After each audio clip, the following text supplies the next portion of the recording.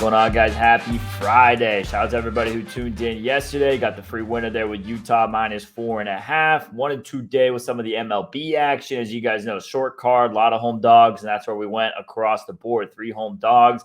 Almost pulled it out with the Dodgers there. Couldn't quite get it done, but still very good game. Just as a baseball fan, I mean, Mookie Betts, Acuna, the MVP race, 2 best teams in baseball. Had a nice playoff atmosphere to it. Crazy game all around, but couldn't get us in the green for the night there. And a pretty good weekend card coming up. A lot of division battles, a lot of little rivalry matchups. We have some good things as far as the playoff races going on. John, good to have you back on. How you doing today? I would have been doing better if Dodgers would have pulled that out in the 9th inning. But, hey, could have been doing worse if the Yankees completed the comeback in the early game. 3-0 lead, 2 out in the 9th inning, and we had to sweat that one out. This is baseball.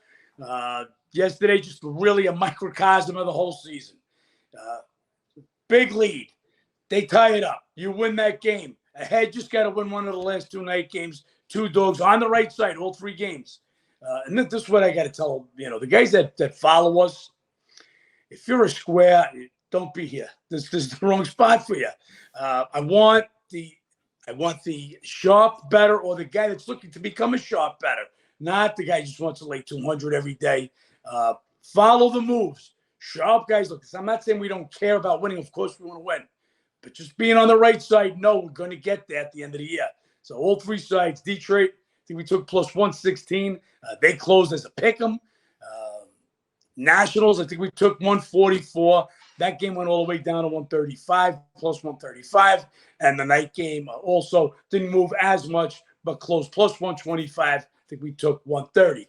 It's getting that little bit of an edge. That's what it's all about. You get that edge continually, you'll win money at the end of the year. You give away the edge. You NBA, NFL buy points. You pay money line. You bet parlays. That's where you'll lose that edge. That's where you lose at the end of the year. It's just that simple. The guys that have just been favorites every day, they're going to win more days than us. More. They're going to win more games than us.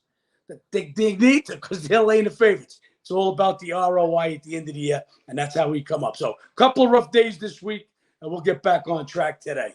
Yes, we will. We have a pretty good card here. We'll dive right in. For those of you guys who haven't yet, like, comment, subscribe below. Just real quick, tomorrow we'll be back on here doing a live stream for some college football action. If you guys want to tune into that, and do have a read for college football tonight. If you guys want that, how to beat the Bookie app. Nice little division matchup, John. First one on this card, Cubs at Cincy. Cubs playing good ball right now. Reds pretty ice cold on this trip. They went 5-5. Just on the back end of that trip, a little bit cold there. They pulled the last one against San Francisco. You have the Cubs who are coming off a tough series against division rival Brewers, and now they get Cincy. Wicks versus Ashcraft. Ashcraft been terrific lately. 10 of his last 11 starts, quality starts, all 5 in August. 3.03 ERA. Does have a decent start against the Cubs earlier this year, 3 runs in 5 innings, but last year, horrible, 0-4, 11.88 ERA. That's the one little bit of a concern or hesitation with the Reds in this one. Wicks in his debut was decent there, but against the Pirates, pretty easy to have a decent debut against Pittsburgh. So this is Reds are nobody. Definitely get the pitching edge. Team edge goes to Chicago right now, but Reds get aggressive. They pick up some of these guys from the Angels. They pick up Bader. They pick up Renfroe. So this is a Reds team obviously still in the race, and they got the Cubs to chase. They have them now, doubleheader at home. Got to start with the guys pitching the best for you right now. Yeah, and there's no question that Ashcraft gets big pitching advantage. Wicks looked decent his first time out. Just remember, not only was that against the Pirates, this kid started the year at Double-A. This is a big, big jump. All of a sudden, he starts the year at Double-A and now finds himself in the middle of a pennant race. Ashcraft, big pitching advantage in this one. Even though the Cubbies got to him every time out pretty much last year, they banged him around pretty good. He's a different pitcher right now. I'm giving him the edge. Gomes, the catcher, and Candelario, they're sitting out game 1 for the Cubs. And Ben mentioned it. Renfroe and Bader just acquired yesterday off waivers. They'll both be in the lineup. So they get 2 right-handed hitting bats just in time to face the kid, the southpaw Wicks. Also, Fraley, they activated him. He's not in the starting lineup against the lefty, but he'll be available off the bench today. So Cincy, a few more bats in the lineup. A couple less bats for the Cubbies. Cubbies coming off that tough series, winning 2 of 3 from the Brewers. Not much scoring in that series at all. I like Ashcraft. Home dog today, Cincinnati in game 1. Yeah, we saw Reds a couple of times get surges this season. Once when LA De La Cruz got called up, once when Votto came back. So maybe just that extra little surge offensively could be what sparks the rest of the lineup. But yeah, definitely that spot there. And Marlins at Nationals, like we said, Nats one of the losers yesterday. Marlins come out, get it done 6-1. Now 8 of 10 meetings this year, 12 of the last 14 in Washington, really taking care of business. 2-2 their last 4, still 3-8 their last 11. And the Nats, who we've been backing a lot over the last month, starting to cool off a little bit. They dropped 4 or 5, scoring 2 runs per game, hitting just 188, but still 15-5 last 20 home games. Perez versus Irvin. Perez, first couple of starts back, pretty shaky. Last 2, 1 earned in 12 innings, 17 Ks, 1 walk. Last one was against the Nats. Prior to that was against a red-hot Dodgers lineup. And then you have Irvin going. They've won 6 of his last 7 starts. 3 straight quality starts, 3 runs across 18 2/3. Last one against Miami as well.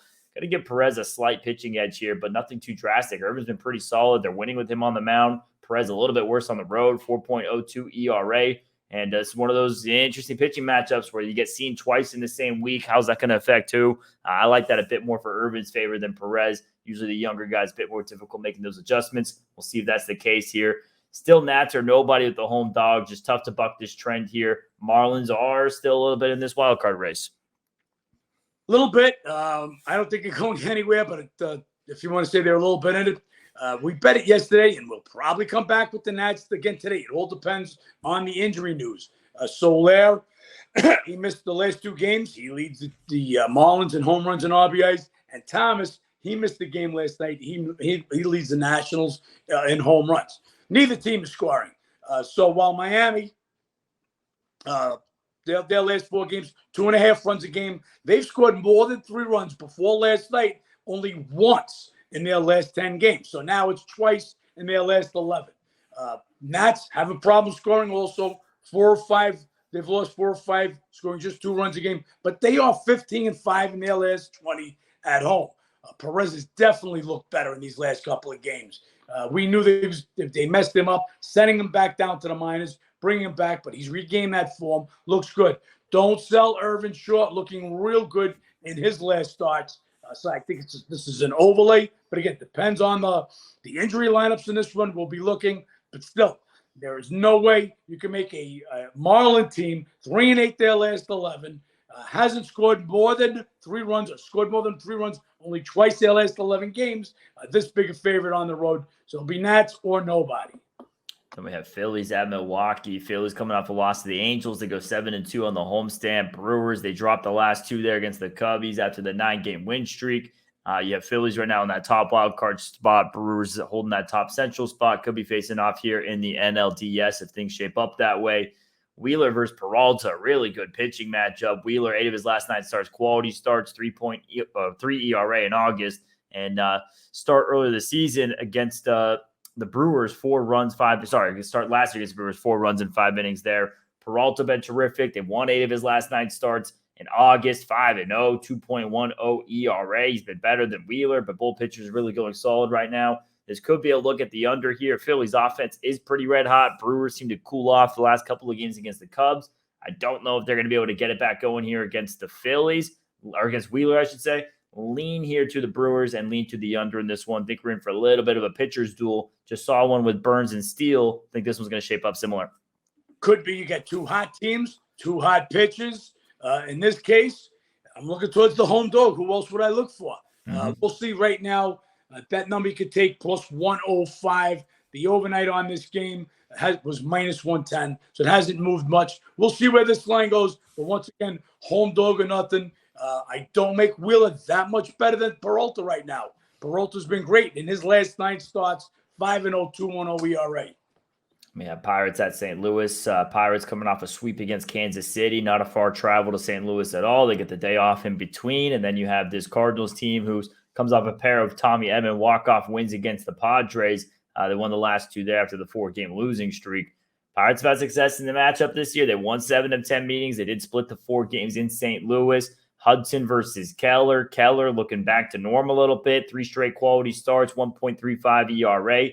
Did have a quality start versus the Cardinals in April. And then you have Hudson going, who was crushed his last time out. 5 runs, 5 2/3, 5 walks, 1 strikeout. A little bit concerning there. But before that was going solid, 4-0, 3.75. Keller gets the pitching edge right now. Tough to give the Pirates a real team edge, but they've had success in the matchup. They're playing off a series against Kansas City. But before that series, they weren't playing too hot. But this is a lean here to the Pirates in this matchup. Don't have any interest in Hudson here. He was crushed by the Pirates last season. And this Cardinals team is not really getting it done with the bats. And will be a little bit of a lean to the under in this game as well. Yeah, this is a huge move. This is probably the biggest move of the day. Cardinals open as a 115 favorite on the overnight. Presently, Pirates are 115 favorite. And that's all to do with the pitching matchup. Keller, who was really good early in the year, hit a rough spot. But now, last 3 starts, he looks back to that early season form. Hudson, who had some success in 4 prior starts, once during the rotation, crushed his last time out. So 2 pitchers going in different directions. Pirates, we talk about this. Just the teams that have had no playoff aspirations, they're going to play better ball now than teams that thought they were in it. Now they're out of it, just playing out the string. So the lean was to the Pirates. They're the hot side. Was Pirates or nobody. I think the number is just where it should be by now, though. We have Giants at San Diego. They get the win last night, 7-2 there. They've won 4 of 7 meetings this year. Giants starting to heat up a little bit, 4-5 winning now, 5.2 runs per game, still 4-14 the last 18 road games. Padres now just ice cold, 6 of 7 they've lost, 10-11 at home since the break. Waka versus Beck. Waka gets the pitching edge.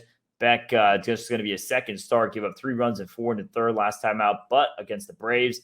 And Waka coming off his third start back from the IL. It's his worst one yet, 4 runs and 5 in the third against a red-hot Brewers team. Prior to that, just 1 run and 10 2/3. Did have a quality start versus Giants over this year. This is a Giants or nothing spot here. I understand the name here with Waka. He gets the pitching edge. Padres, just tough to make them this big a favorite. Below 500 team at home right now since the All-Star break. They're ice cold. They have nothing to play for. Giants holding on to dear life for that final wild card spot. This would be the divisional road dog here or nothing, even to buck that pitching edge with Waka. Padres are dead. We've been saying this since the trade deadline. They're not a playoff team. Sell. They decided they wouldn't sell, and they'll pay the price for it just as the Angels will. They're a dead team. They came back off that trip after getting walked off twice by Edmund. They come home, lose again. The Padres are as far out as the wild card as their Nationals. It's over. San Diego season's over. They've got nothing to play for. Giants are nobody. Then we have the big name matchup of the weekend. We have the Braves at the Dodgers. Braves pull it out last night, 8-7 win there. Acuna, first guy to go 30-60 on a season. Mookie answers with 2 home runs. For all you guys looking to bet the MVP race right now, DraftKings has Acuna -130, Mookie Betts -110. So it's going to be a nice little race down the stretch there. Pretty good pitching matchup today. Fried versus Urias. Fried in August, 3-0, 3.58 ERA, coming off a quality start for San Francisco. Really good numbers against the Dodgers last season, 2 runs and 13 2/3. Urias gave up 6 runs, 3 homers, but at Boston, he's been terrible on the road this season. He's been fantastic at home, 8-1, 2.130 ERA in 10 home starts. Dodgers 18-3 in his last 21 home starts, and had a quality start versus the Braves last season. This is another home dog or nothing here at the Dodgers. Best road team in baseball versus the best home team in baseball. Really just big playoff atmosphere last night. Have everything going for this game. Dodgers almost complete the comeback, and this would be a look here for them to get a little bit of revenge in this one right back. Urias, I understand this the maybe hesitancy if you look at what he did in his last time out versus Boston. Just complete different pitcher in Dodger Stadium. I think it's worth the price here of a home dog. Yeah, no, definitely different pitcher at Dodger Stadium. 2.30 ERA. Dodgers have won 18 of his last 21 home starts. Those are great stats. The stats I don't like, if you like the Dodgers, as I do today, is Atlanta just slaughters left-hand pitching. Best team against left-hand pitching in the bigs, hitting 295. Going to take a lot to come in and beat the best home team in baseball, 2 in a row. Dodgers in this look.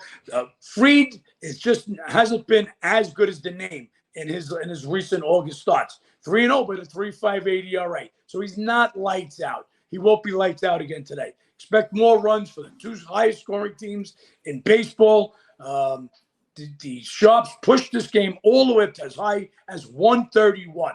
We took plus 120. We get the home dog Dodgers. They owe us one from last night. They do owe us, and I think they're coming for revenge themselves. Then we have Rays at Cleveland. Guardians getting a little aggressive here. Sold at the deadline, and now they get to go sheep shopping from the Angels. Giolito, Lopez, and more. 5 games out of the Twins, and they still have another series with Minnesota. So they're not completely giving up. It doesn't look like it. We'll see if it plans out. This Tampa Bay team playing good ball right now. They've won 8 of 9, scoring over 7 runs per game. Guardians, they go 4-2 on their trip. Glasnow versus Quantrill. That's another benefit here to the Guardians. Now you add Quantrill back in the mix. Obviously, first step back, not ideal, but you add in Giolito as well, and you start to have a healthy rotation. Glasnow, 6 of his last 7 starts, quality starts last time out. 1 hit, 6 shutout innings versus the Yankees, who can't hit us. He had a good outings against the Cleveland last year. And Quantrill, prior to the IL, crushed by the Braves. Not really looking to be backing a guy who's coming off the IL in this spot, but Guardians, home dog, going for it right now. It's a little bit appealing here. This number to go up more, I could be convinced here to go on Quantrill. We'll see if he wasn't pitching well before the IL stint. So this could be one of those situations where the IL stint really turns him around before the backstretch of the season. Well, before we get into this game, I'm going to put my phone number on the bottom. So if the Angels, Guardians, or Padres are looking for a GM, you know how to reach out to me, because I don't know what the hell the Guardians are doing. They were 1 game out leading up to the trade deadline. They determined that they're sellers. Now, yesterday, they go get some outcasts off the Angels to make a playoff push. Jesus, I don't know. Quantrill was garbage. I mean, look, we made so much money off him last year. He did a great job for the Guardians. Was never right in the beginning part of the year. He's been on IL for quite a while. This will be his first start. Don't expect him to go long. Glass now, he's had 1 bad start. Other than that, 6 of his 7 starts, great. He had to take some rest. But Tampa Bay's also, they've looked like they've turned it around again. They've won 8 of 9, scoring 7.44 runs a game, 11-4 their last 15 road games. There's just nothing I can like about the Guardians. Yeah, the number's a little high. This is what we call an overlay. I don't like the pitchers coming back from off the IL. Don't expect Quantrill to last too long against the hot-hitting Tampa Bay Rays. Yeah, it's really going to be decided on this homestand because this Twins team, they go to Texas for 3 games and then they go to Cleveland for 3 games. So Cleveland on this homestand, if they can go 5-1, 4-2, maybe take care of business that way, might have a chance. That's this next matchup here. Twins at Texas. Twins coming off that loss to Cleveland on Wednesday, lose that one in extras, 10-12 on the road since the All-Star break. Then you have this Rangers team starting to turn it around a little bit. They won 3 of the last 5 there after the 8-game win streak, still 3-10 their last 13. But second best home team in the American League. Ryan versus Scherzer. Scherzer gets the pitching edge here. Ryan last time out, 1 run in 5 innings against Texas. Prior to that was absolutely crushed. 11 runs, 6 homers, 7 2/3 in 2 prior starts. Worse on the road this year. Scherzer, 4 of his 5 starts been quality starts since coming over. 2.64 ERA, including his last one against the Twins. He gets the pitching edge. Rangers really need wins here down the stretch, coming back at home. This would be a slight lean here to the Rangers. Don't like this price. We need to go down a little bit more here. No interest in Minnesota. You have a Texas team who needs to get back on track on this homestand after a rough trip. And the last homestand ended and started the losing streak with losing 4 straight. So we'll look for them to get back on track with Scherzer at home today. Yeah, not many times do I like minus 140 favorites, but this happens to be one of them. Twins just suck on the road. They're the only division winner that has an under 500 record on the road. You're playing the team with the best home record in the American League, and you've got a pitching mismatch here. Ryan, he had a decent start coming back off the IL. It was his first start off the IL. Before that was crushed. Scherzer looking real good since coming over to Texas. Twins a little bit more of a comfortable. These are 2 division. Twins lead their division.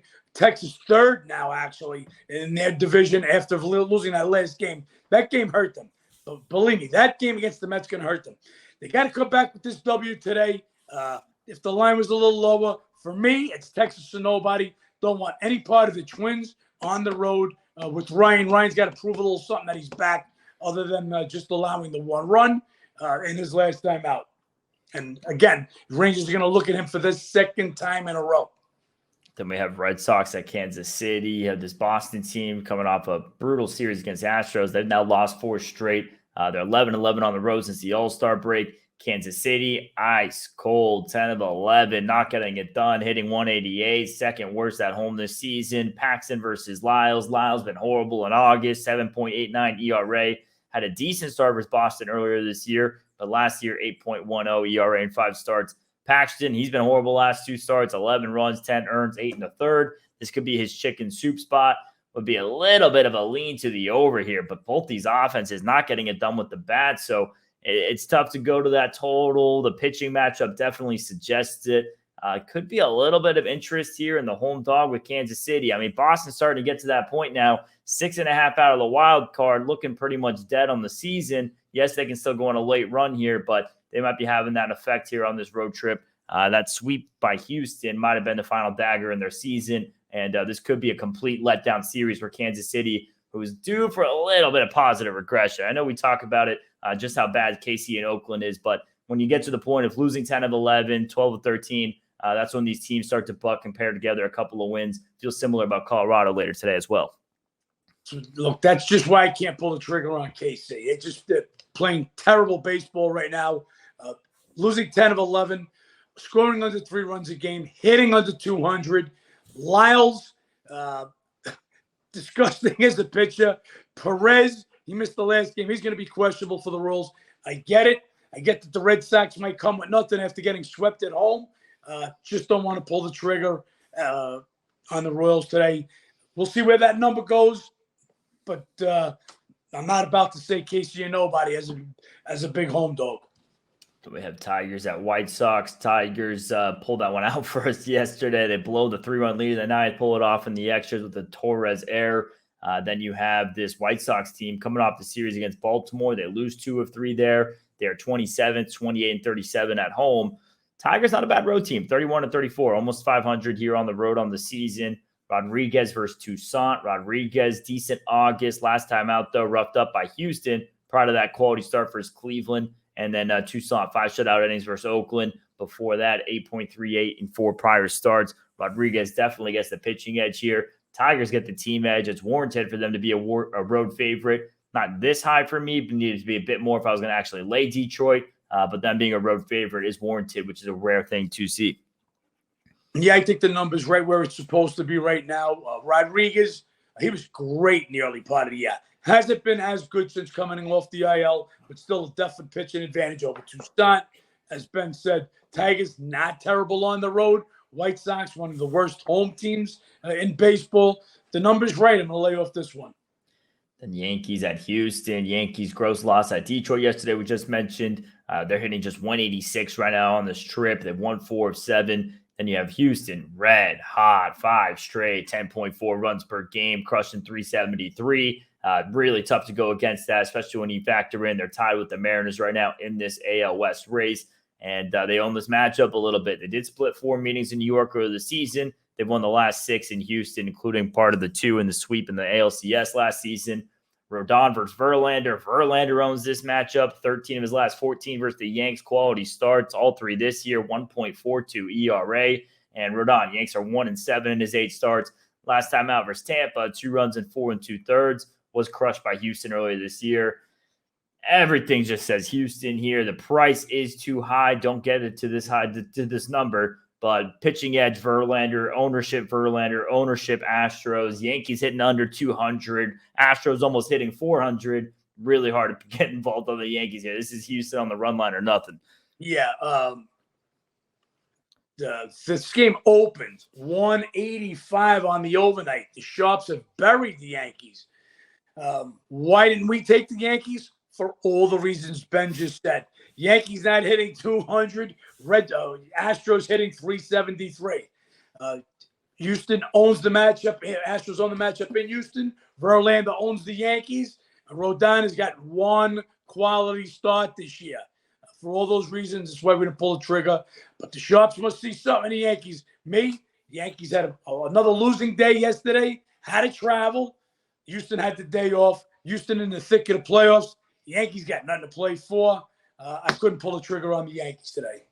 Yeah, the only note I will make about Verlander is with him being traded from the Mets, this is the most amount of times he's going to see the Yanks in one season. It was 2 before with the Mets and now 2 with Houston, so it's going to be 4 times in one season. There could be a little something there, but it's the Yankees. I think they could see him 20 times. They still wouldn't be able to hit him right now the way they're going.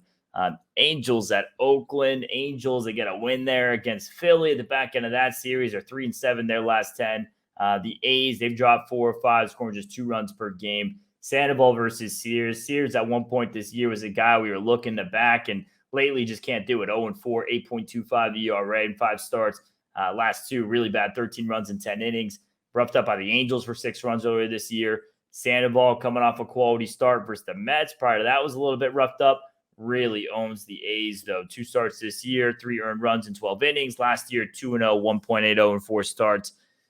Angels, not much to play for right now. They just called it quits on the season. This is a fairly I mean, you get this game 2 weeks ago, 3 weeks ago, you're looking at a -175, -180 favorite. So I understand Angels kind of took the dog out back and shot him, but I would argue you're getting the Angels at a discount here, all considered. This would be Angels or nothing. And it's gone even down more, Ben. The Sharps have buried this game. This game opened 140 on the overnight. And I thought that was about the right line giving the pitching mismatch right now. Sandoval pitched good his last time out. He's pitched great against the A's. Sears, horrible this month, and even worse at home. Angels cracked him early in the year. Just no reason we bet the Oakland A's, the worst team in baseball. But the Sharps see something in it. Look, Angels could come with a no-show for the rest of the game. But I can't make the line this low unless Ohtani's out of the lineup. I've heard nothing about that today. We'll be looking out for those lineups, especially coming off an off day. It would be a bit weird timing. Then we have Mariners at the Mets. Mariners stay red hot, 5 of 6, 21-5, last 26, matched up with Houston right now. Then you have Mets coming in. They end up beating Texas in that last game of the series. They dropped 6 of 8. Gilbert versus Senga, maybe pitching matchup on the card outside of Peralta and Wheeler. Gilbert, 9-1. The Mariners are his last 10 starts. He's 7-0, 2.87 ERA, coming off quality start versus Kansas City. Senga, 4 straight quality starts, 2.81 ERA. He's been solid at home this year. Just can't go against Seattle here. I mean, Mets bats ice cold right now. They wake up a little bit in the back end of that series against Texas. No interest, though, in going in what Gilbert's doing, what Seattle's doing, a team in a division race versus the Mets, who are pretty much done for the year. So, yes, you might be a little bit interested there in the cheap price here for the Mets, but couldn't do it. It's all Seattle or nothing. Yeah, the price is cheap because Rodriguez, they got him listed as questionable, as we do. I think he's more towards doubtful. They're expecting these are the words coming out of the clubhouse. They expect him to play this weekend. That's kind of worse when you're thinking he's not going to play Friday and play Saturday or Sunday. Rodriguez, 24 homers, 87 RBIs, 286. Missed the last 2. He'll be questionable. I'm leaning towards doubtful. Just Gilbert. Mariners 9-1 in his last 10 starts. 7-0, 287 on that span. Senga, now the Mets' best pitcher. He's their ace, for lack of a better word. Even better at home. Just can't back the Mets as a home dog. Even if Rodriguez is out, 6 of 8, they've lost 2.38 runs a game, hitting under 200. Mariners red hot. They let one slip away in that late scratch when they took Kirby out, put Weaver in as the pitcher, scratched Rodriguez. You take out that game, all they're doing is winning 21-5 in their last 26. They're battling for first place against the dead Mets. If Rodriguez is in for some reason, you're looking to lay the Mariners at this pick'em price. Blue Jays at Colorado. Blue Jays turn things back around the back end of that homestand. They go 3-3. They got a couple of wins there against the Nats.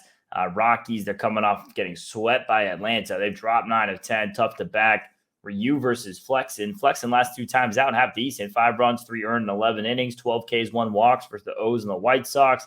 Ryu, last 4 starts. ERA a little bit misleading. He's given up a lot of runs, but not mmany earned runs. 3-0, 0.95 ERA. Last time out, another one of those 3 runs, 2 earned across 5 innings and a win against Cleveland. And obviously, he used to pitch for the Dodgers back in 2019, late teens. Last 5 starts at Coors Field was back then, 3-4 years ago. 0-4, 8.27 ERA. His last 5 starts at Coors. Been a while, had some injuries since then, but still just typically difficult to pitch at Coors. You guys already know that. So a guy with bad history might be repetitive there. Rockies on this 9 of 10 skid. They've had some really tough competition. Orioles, Tampa Bay, Atlanta, even before that, the Dodgers and D-backs, really all playoff teams in the mix. So this is another one of those teams, an outskirts wildcard team. I just think the least competitive of them. Toronto hasn't been doing anything crazy impressive recently, and one of the back-end guys in the rotation. It's not Barrios, not Bassett, not Gosman. I think it's worth a look here at Flexen in Colorado. This is what the epitome of what we talk about in overlay. There is no way Toronto. We've been saying it. We've been against Toronto just about almost every day for 2 weeks now. Yeah, they're an overlay every single day. Remember, Bichette and Chapman are on the injured list. That is the left side of their infield. That's an all-star shortstop and a perennial Gold Glove third baseman. That gives you a little something with the stick. They cannot be this big a favorite, but because Colorado is Colorado, having their worst home year in years, they're usually a formidable team, at least at home, and terrible on the road. So put that together with Toronto needing games for the wild card, but it's an overlay. It's 20 cents higher than what the price should be. So the price says it's Colorado or nobody. And again, if Colorado hadn't lost 9 of 10, you guys know I love Colorado at home. This would be a no-brainer. We'll wait to see how high the line goes and where the lineups are. But again, you got to take the Rockies or pass on this one. You cannot lay Toronto. Yeah, Rockies prior to the series with Atlanta, 8-9 at home since the All-Star break, and then obviously get swept by the Braves. So they're almost playing 500 ball there. I'm not going to take the sweep too much against them. We'll see what they do here. Then Orioles at D-backs, last game on the card, another AL East versus NL West. Baltimore coming off that loss to the White Sox, 6-3 on the homestand. Arizona coming off getting swept by a red-hot Dodgers team. The bats cooled off there. Still 7-1 their last 8 home games. Irvin versus Davies. Irvin been pretty decent since coming back to the rotation. Last time out, 4 runs in 6 innings versus the Rockies. Davies, first start since July, gave up 1 run in 5 innings for Cincinnati. Been horrible or less horrible at home, 0-4, 6.28. This is a interesting game here. Orioles, best road team in the American League, getting them at a fairly cheap price. Arizona, they're putting it together. They get red hot, and then you just go into the juggernaut Dodgers, and they kind of put a stop in things. Not much of a better situation getting the best road team in the American League. Following that, could see the slide continue. So lean to the Orioles for me. Yeah. The Orioles feel the Tampa Bay Rays right back on their heels again, 1.5 games back. Yep. Arizona, 1 game out of the wild card. That sweep at the LA Dodgers, that hurt their chances. Both teams got to get back on it. Big game for both teams. Davies, a good start after coming off the IL. We bet against them. We were lucky to win that game with the Reds. We caught the relief pitching late. Baltimore, they dropped that last game to the White Sox. That's a game that they've got to win. They jumped out to a 3-0 lead in that game and then went and got shellacked. Still scoring 5, 6, 7 runs a game and 278 on that homestand. As Ben said, best road team, best American League road team. The price to me should be 115. The line is 116 right now. So unless there's some lineup changes or the line moves, this is another game to stay off. That's the MLB card, guys. Couple of bets already out for how to beat the bookie members. Looking at a couple of lineups. So if you guys want all the action as we add more bets throughout the day, go sign up, howtobeatthebookie.com or how to beat the bookie on the app. Pretty good or pretty shaky week, I should say. We had some winning days in there, a couple of losing days. Still a chance to get in the green here throughout the weekend. And if you guys want all that information, you guys know we're not – actually, I will be here for college action tomorrow. But if you guys want all John's bets over the weekend, make sure you guys do that. And only going to be giving out 1 college free bet tomorrow. Make sure you guys check that out. John, I don't know if you have anything else here. That's it. Finish up this weekend. I like what I see so far today. This week has been rough going into last week. We had one, I believe it was 8 out of 10 days until this little rough patch we had this week. We'll try it again today. We're on it. That does wrap up another profitable August. Hopefully we can keep that rolling into September. For all the best information, you know where to sign up. Like, comment, subscribe. Let's make some money.